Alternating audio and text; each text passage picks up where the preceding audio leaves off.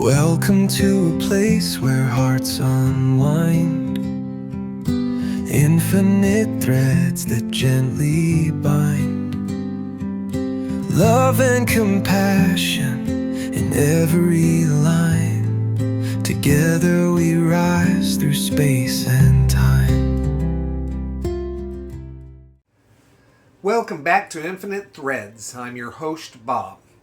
In the last episode, we talked about something many of you quietly carry, the exhaustion that comes from always being the loving one, the one who steadies the room, the one who absorbs the tension, the one who chooses patience when others choose reaction. And we made something clear. Love is not self-erasure. Today we take the next step.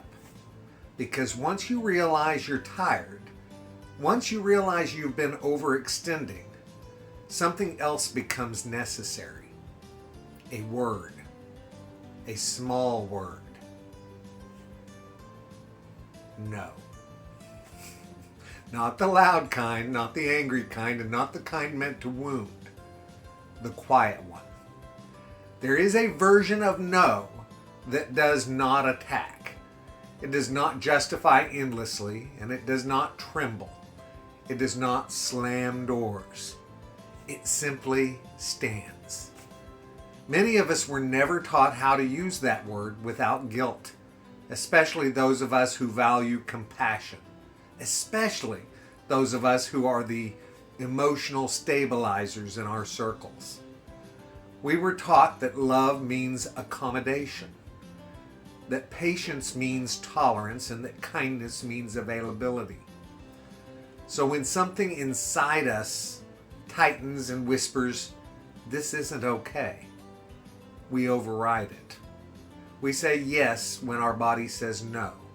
We say maybe when we mean no. And we say I understand when we actually feel hurt. And slowly, the fatigue we talked about in the last episode begins to grow. Because every time you silence your own boundary, your nervous system keeps the record. The quiet no is not rebellion. It is alignment. It is what happens when you decide that love includes you too. The reason this is so difficult is because the world often misunderstands boundaries. It treats them like rejection. It treats them like hostility. It treats them like withdrawal of affection. But a boundary is not a wall. It is a doorway with a frame. It says, you may enter, but not in a way that harms. When you say no quietly, you are not punishing someone. You are clarifying reality. And clarity is loving. There is something incredibly powerful about a calm refusal. It doesn't escalate, and it doesn't dramatize, and it doesn't seek applause. It doesn't over-explain. It simply states, that doesn't work for me. And then it remains steady.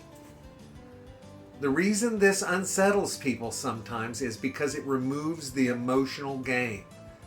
It removes the performance. It removes the negotiation that often follows when someone expects you to cave.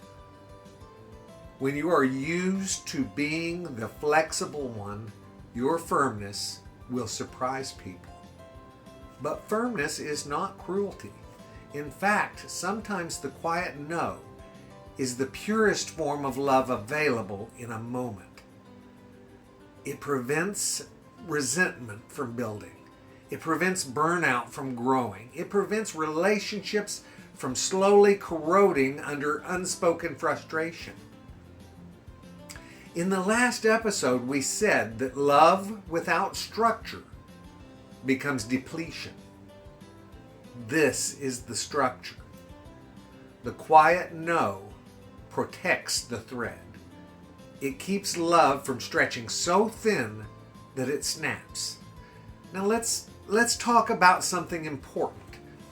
A quiet no does not require anger to justify it. You do not need to wait until you are furious to say no. You do not need to wait until you are breaking to draw a line. And you do not need dramatic proof to validate your discomfort. If something consistently leaves you feeling diminished, drained, or misaligned, that is enough. There is a deep strength in saying no before resentment has a chance to bloom. Because once resentment takes root, it changes your tone, it changes your energy, and it changes how you show up. The quiet no preserves softness.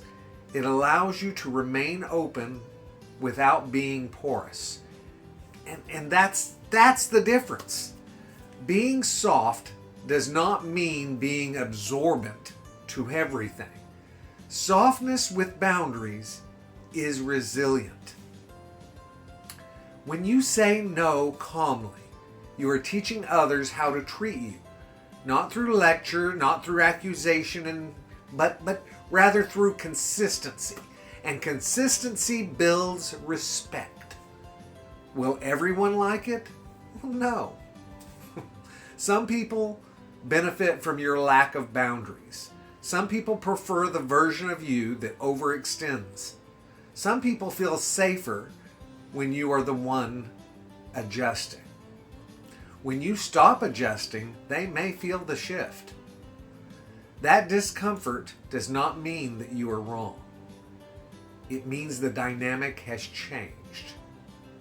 And that leads us into the next episode. Because when you begin to grow, when you begin to choose structure, some people will push back. But before we go there, sit with this. There is nothing unloving about protecting your peace. There is nothing selfish about declining what harms you. And there is nothing cold about clarity. The quiet no is not a withdrawal of love. It is a refusal to let love be distorted. If you've been tired of being the loving one, this is one of the ways that you restore your strength without hardening your heart. You don't have to become louder, and you don't have to become sharper. You don't have to match the world's intensity. You simply stand. And sometimes, the most powerful thing you can say is nothing more than a steady, grounded, quiet no. I'm glad you're here, guys. I really am. And I'm glad you're learning that that love can be strong without being loud. I love you all very, very, very much. And you know what I need you to do? Go out and pass that on, okay? Later, Gators. Bye-bye.